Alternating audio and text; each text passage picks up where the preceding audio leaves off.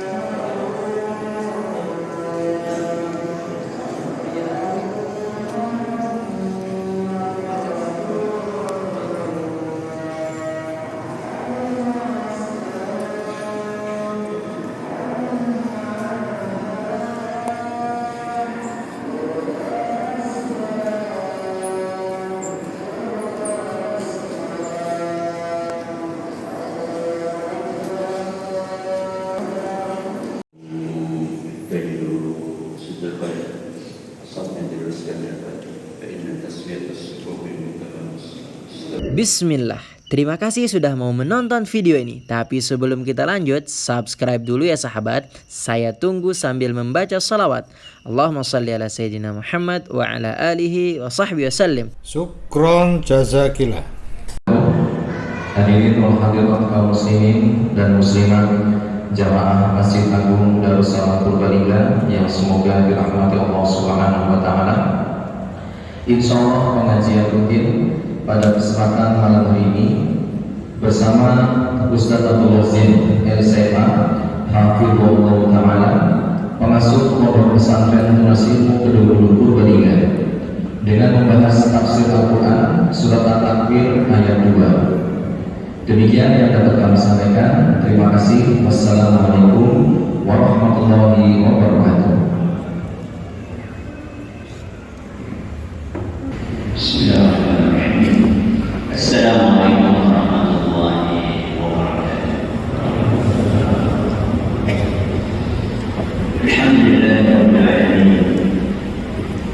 نستعين على أمور الدنيا والدين وصلى الله على نبينا وسيدنا محمد وعلى آله وصحبه أجمعين. أما بعد, kita panjatkan puji dan syukur kepada Allah Subhanahu wa Ta'ala pada kesempatan malam yang berbahagia hari ini, hari Rabu malam Kamis tanggal 19 Ramadan 1445 Hijriah atau yang merupakan tanggal 20 November 2024, kembali dengan kekuatan, kesehatan, hidayah serta taufik dari Allah Jalla wa Ala, sehingga kita bisa kembali menghadiri pengajian rutin tafsir Al-Quran di Masjid Abu Darussalam Purbalingga. Kita berharap semoga Allah Subhanahu wa Ta'ala berkenan untuk melimpahkan kepada kita semuanya ilmu yang bermanfaat, sehingga bisa kita amalkan sebagai bekal untuk menghadap kepada Allah Jalla wa Ala. Allahumma amin. Salawat dan salam semoga senantiasa tercurahkan kepada junjungan kita Nabi Muhammad sallallahu alaihi wasallam, pada keluarganya, sahabatnya, dan umatnya yang setia mengikuti tuntunannya hingga akhir nanti. Seperti biasanya, sebelum kita mengawali pengajian malam hari ini, kita akan membaca sebagian dari ayat-ayat yang termaktub di dalam surat yang mulia ini. Semoga Allah Subhanahu wa Ta'ala memberkahi majelis. A'udzu billahi minasy syaithanir rajim.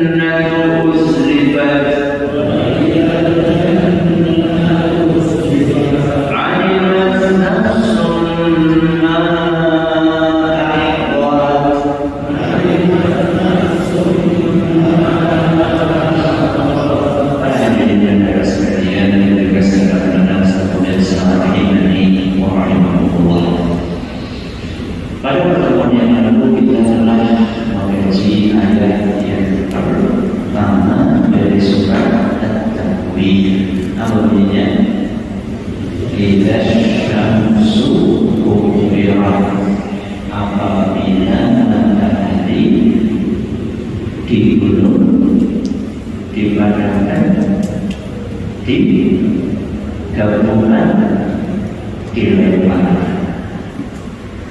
Matahari tempatnya di mana? Matahari tempatnya di mana? Di langit. Setelah Allah Azza wa Jalla menceritakan tentang sebuah peristiwa di langit, yaitu di hulunya matahari, dipadamkannya matahari, dan digabungkannya matahari dengan bulan, serta dilemparkannya matahari. Setelah itu Allah Subhanahu wa Ta'ala di ayat yang kedua kembali menjelaskan peristiwa di langit juga. Di ayat yang kedua, di mana Allah Subhanahu wa Ta'ala berfirman, wa idzan nujumu kadarat. Wa idzan nujumu, apabila bintang-bintang, nujum adalah bintang. Wa idzan nujumu kadarat, apabila bintang-bintang berjatuhan. Apa? Berjatuh.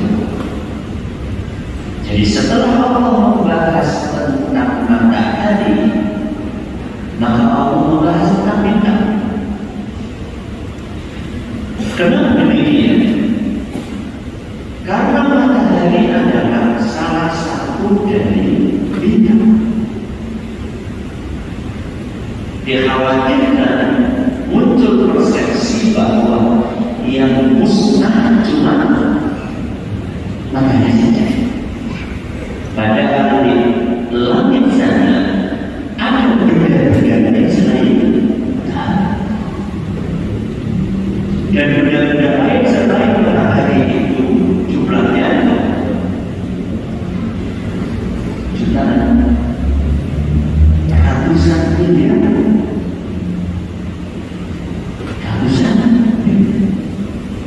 Seandainya yang segede matahari saja sirna dan musnah, apalagi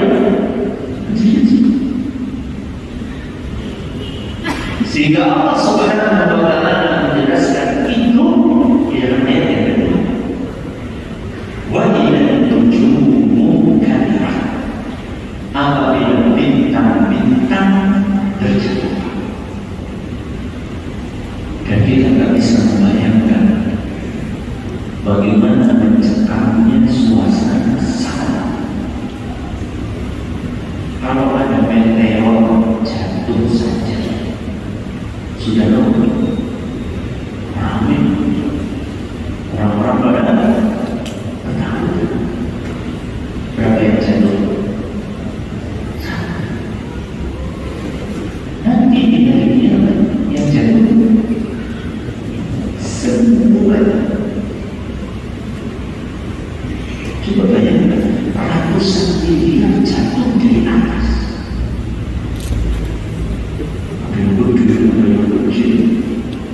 Ada yang mau ini, ada yang mau ini. Maka wajar seandainya hari yang adalah hari yang sangat memiliki. Dan bintang-bintang tadi ketika berjatuhan, maka sejatinya mereka berjatuh karena mendapatkan perintah dari Allah. Sebagaimana sebelumnya semenjak diciptakan hingga ribuan tahun sampai hari kiamat, bintang itu beredar, berjalan, bergerak di dalam orbit yang sudah ditetapkan oleh Allah dengan kecepatan yang presisi, tidak berubah sedikit pun, lurus semua. Begitu datang hari kiamat, bintang pun juga lurus sama Allah untuk keluar dari orbit itu dibaca. Begitu salah semua makhluk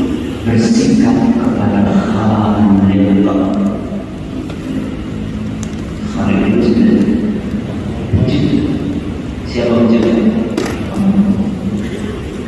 Jadi kalau sama Allah itu patuh tanpa syarat. Namun patuh tanpa syarat. Berarti tidak pakai, tapi tanpa syarat itu berarti tidak pakai.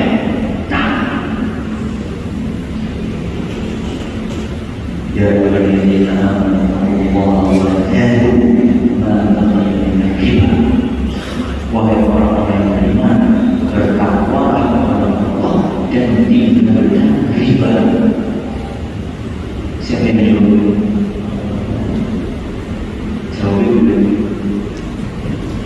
Tapi nek orang bunga, orang beriba terus usaha mereka beriba nurut tanpa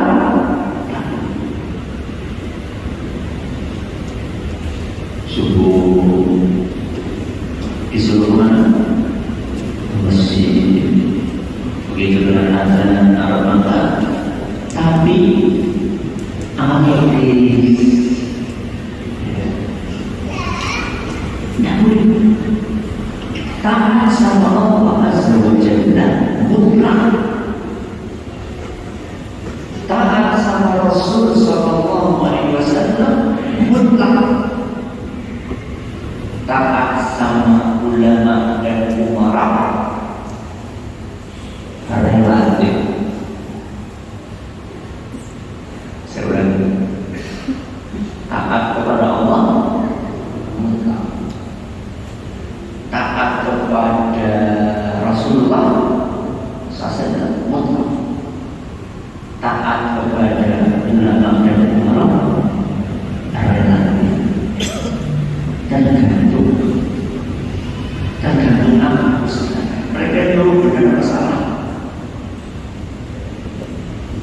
Kenapa taat kepada Allah dan Rasulnya harus mutlak? Karena tidak mungkin mereka nyuruh yang salah. Mungkin Allah nyuruh yang biru, tidak mungkin. Allah dan Rasulnya SAW nyuruh yang buruk-buruk, mungkin. Kalau penguasa mungkin tidak nyuruh yang buruk, mungkin.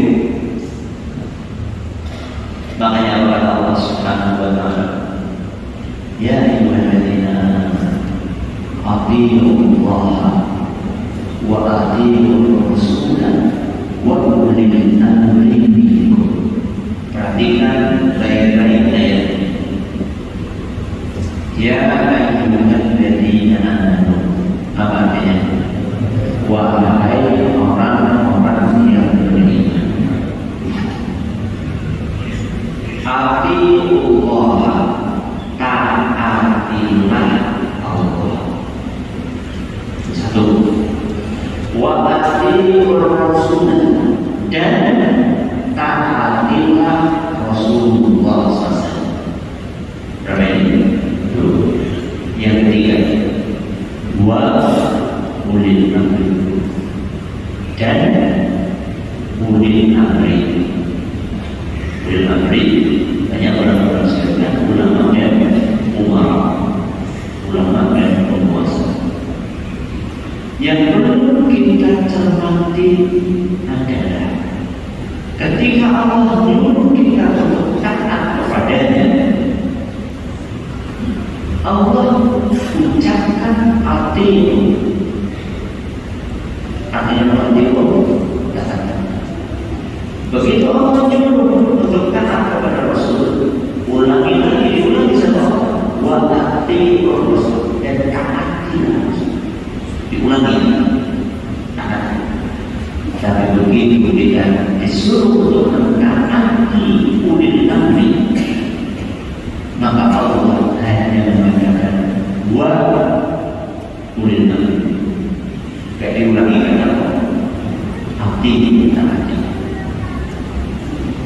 Apa belajar dari dia? Tadi yang saya sampaikan, taat kepada Allah mutlak, taat kepada Rasul mutlak, taat kepada ulil amri relatif.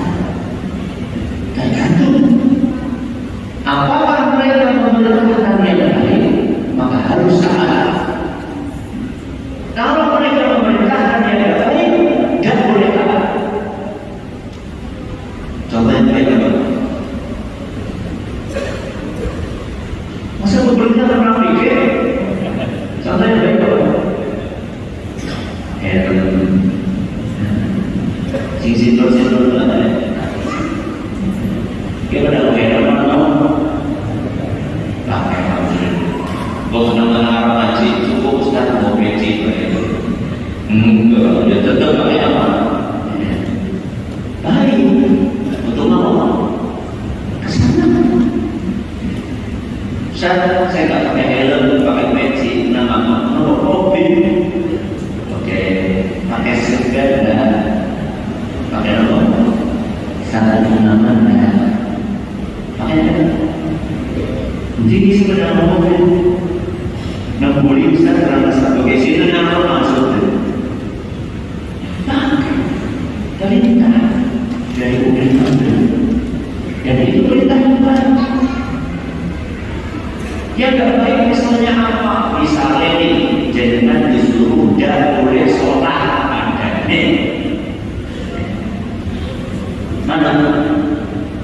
Mana sore tidak boleh tak? Kenapa?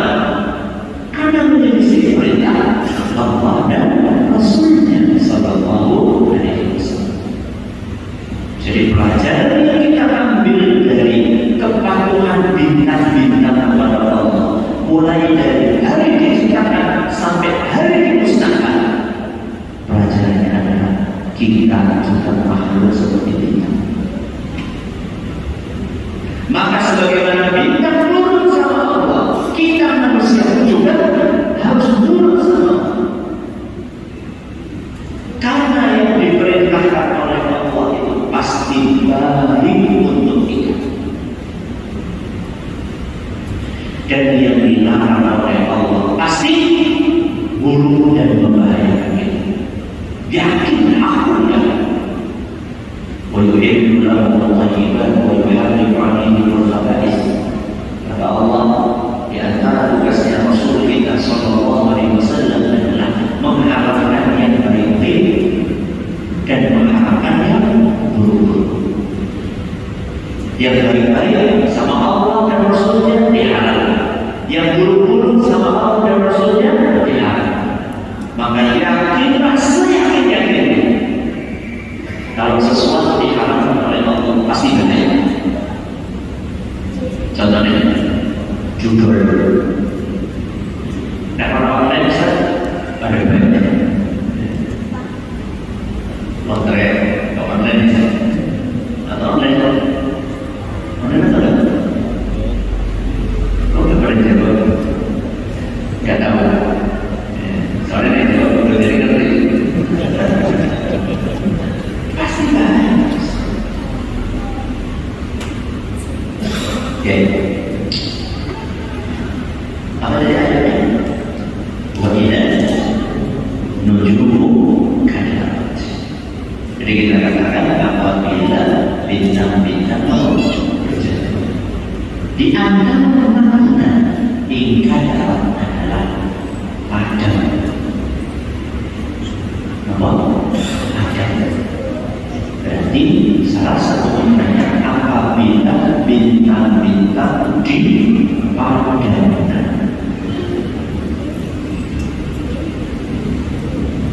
Dan makna itu disebutkan secara gamblang di dalam ayat lain. Tepatnya di dalam surat Al-Mursalat. Surat apa? Al-Mursalat ayat 8. Ayat 8. Di mana Allah Subhanahu wa taala berfirman, wa idzan nujumu tumisat. Dan apabila bintang-bintang dihapus cahayanya, maksudnya kalau dipadamkan.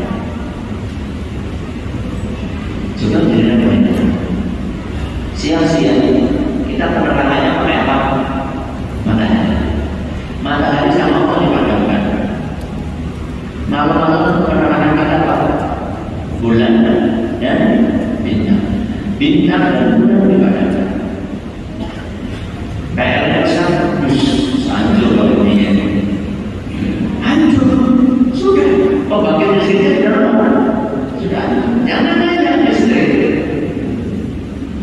mau bedas ke sana, matahari saja sudah hancur, maka saat itu apa yang terjadi dengan bumi? Gelap gulita, gelap total.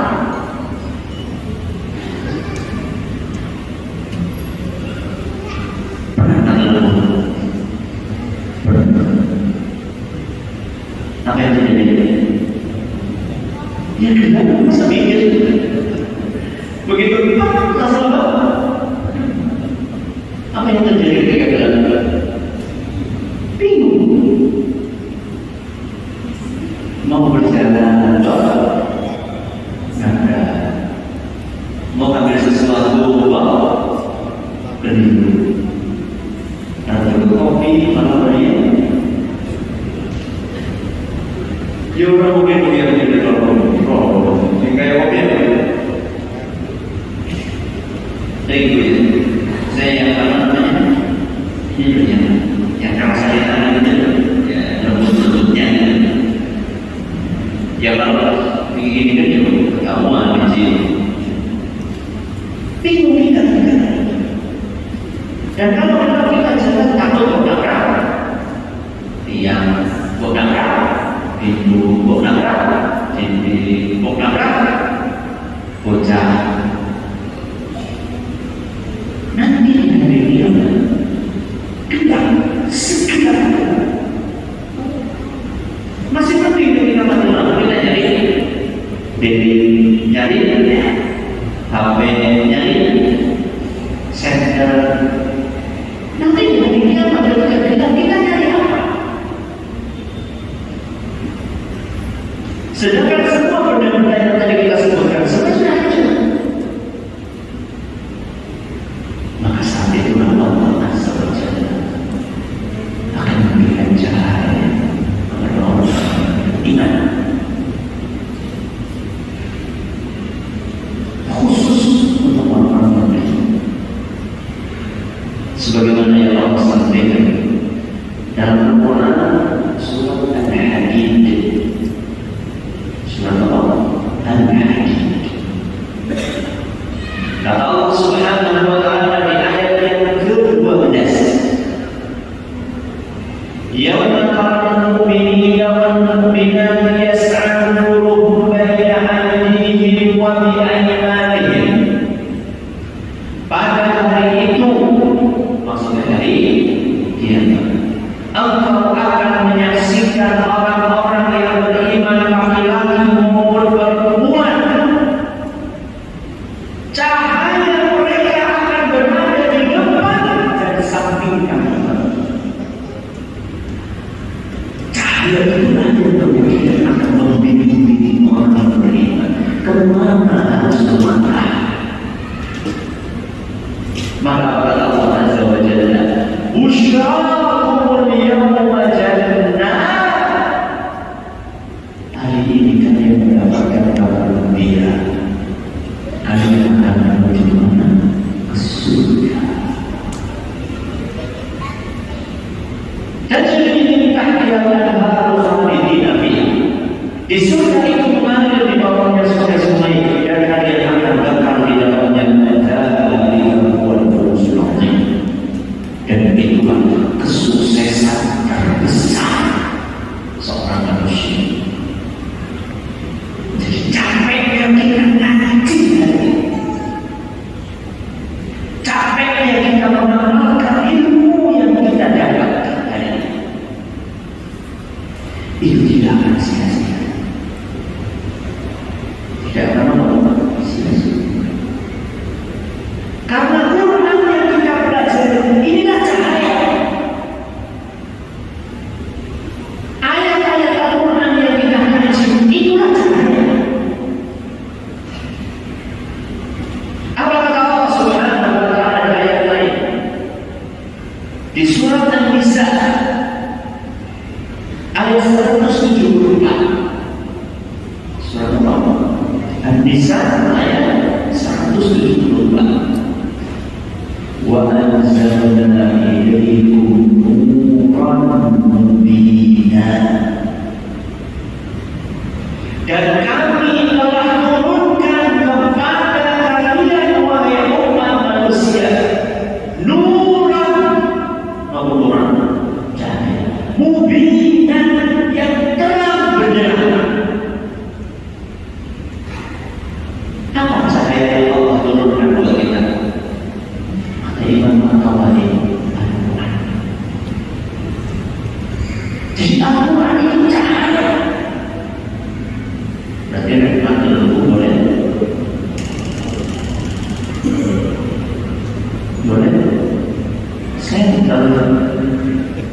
Ustaz katanya Al-Quran itu cahaya, bukan hanya cahaya, nurun, mubin, cahaya yang sangat terang.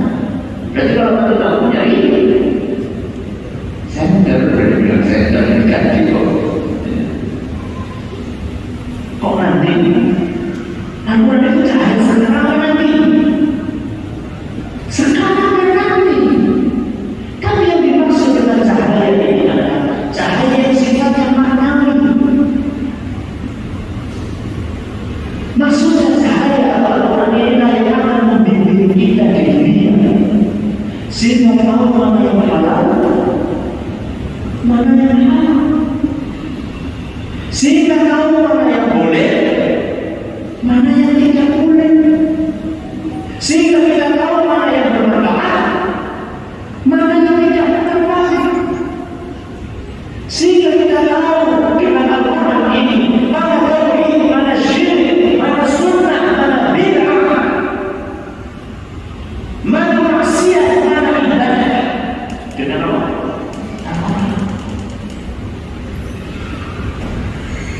Inilah cahaya kita di dunia.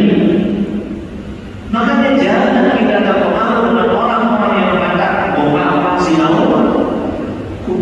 Bunga apa? Ucapan itu bunga apa? Ngapain Ustaz? Kita sudah punya akal.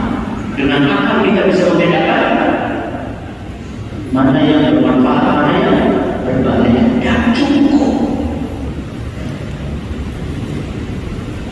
Kalau boleh diibaratkan akal itu seperti ini,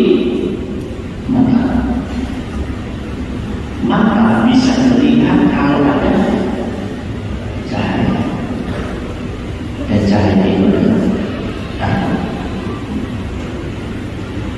Berarti akal perlu atau tidak? Tapi tidak cukup, akal tidak cukup. Akal ini harus dibimbing dengan Al-Quran. Kalau bukan, nanti kerjanya ngakali. Nampak? Ngakali.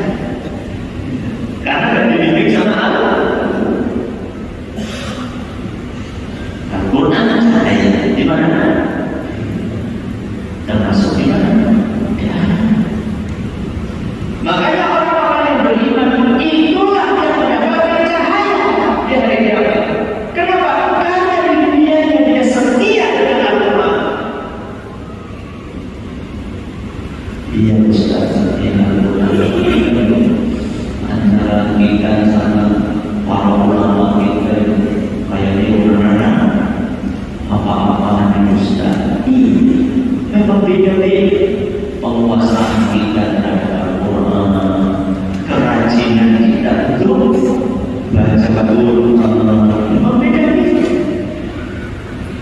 Hari ini kita sudah berapa juz? Seperti apa? Takut dia.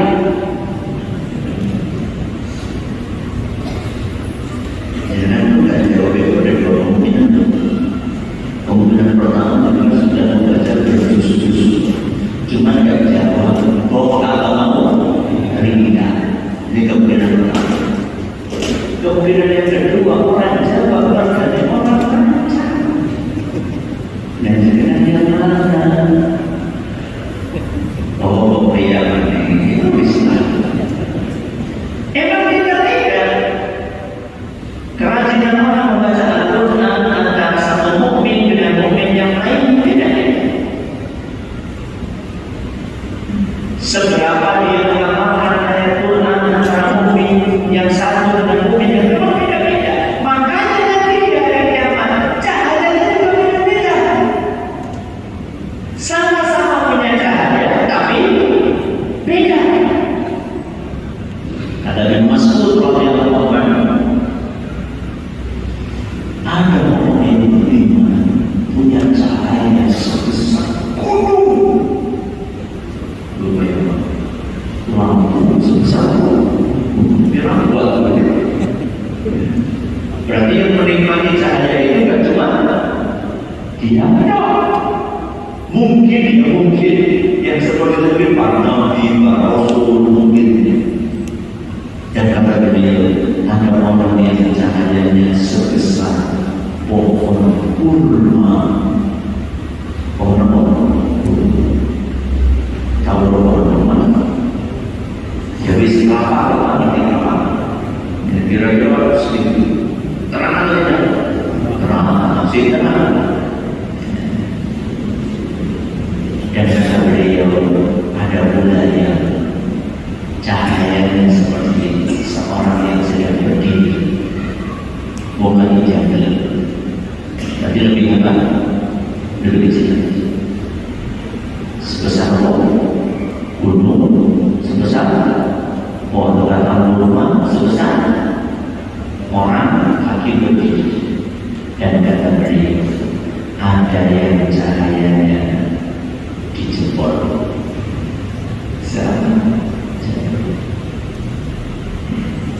itu pun kadang-kadang mati.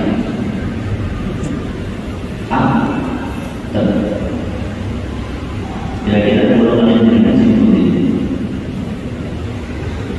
ya setelah itu masa orang sedih ini seminggu berbeda atau berbeda.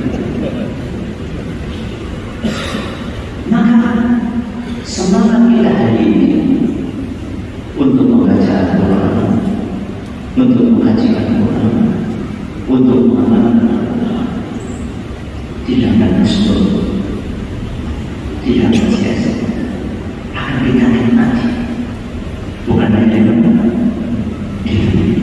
tapi juga sampai di akhirat. Pelajaran yang kita ambil juga, Allah yang mengatakan bintang itu cahayanya Allah padanya. Terus juga semuanya berjatuh. Kalau berjatuh berarti hancur atau tidak? Fakta ini menunjukkan betapa sesatnya orang yang menyembah bintang. Orang yang percaya dengan sakit hari, terus apa lagi? Gemini, Leo, dengan efek sekunder.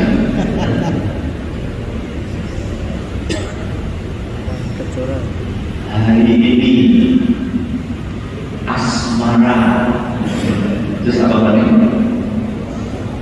Keuangan, terus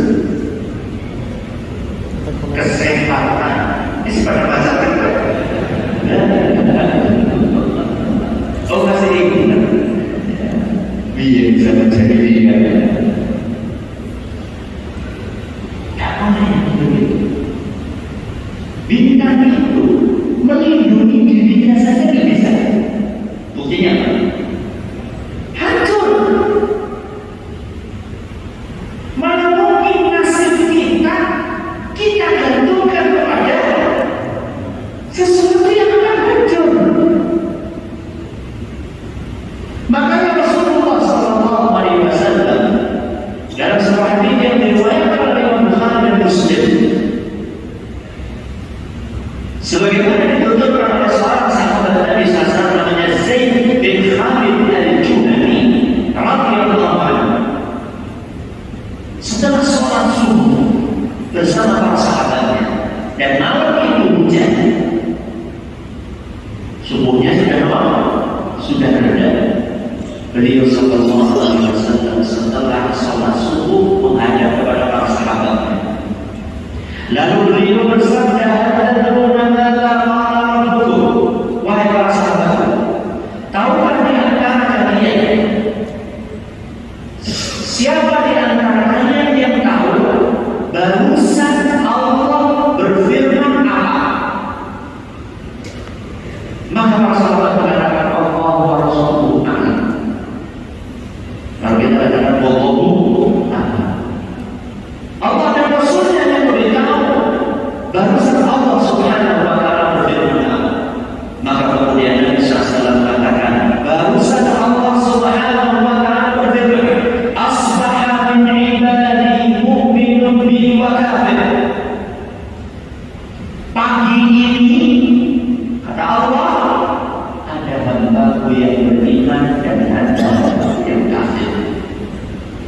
Tapi ini ada yang mau beriman dan ada yang beriman. Siapa yang beriman dan siapa yang kafir? Perhatikan baik-baik. Fa'amma man firma bi fadlillahi wa rahmatihi fadzalika mu'minun bi kafirun bil qawl. Barang siapa yang mengatakan hari ini kita mendapatkan hujan berkat rahmat dan karunia dari Allah, maka inilah orang yang beriman kepada Allah dan kufur kepada bintang. Jadi yang beriman adalah yang mengatakan turun hujan ini berkat Allah, rahmat dari Allah. Dan terus yang kafir siapa? Wa amma man qala mutirna bi nawmi kada aw kada fadzalika kafirun bi mu'minun bi Tuhan. Dan barang siapa yang mengatakan hujan ini turun karena bintang A atau bintang B, maka sungguh dia telah kafir kepadaku dan beriman kepada bintang. Jadi kalau beriman kepada Allah, mau beriman kepada bintang, beriman kepada Allah. Maka jangan lagi-lagi tertarik bukan. Oh,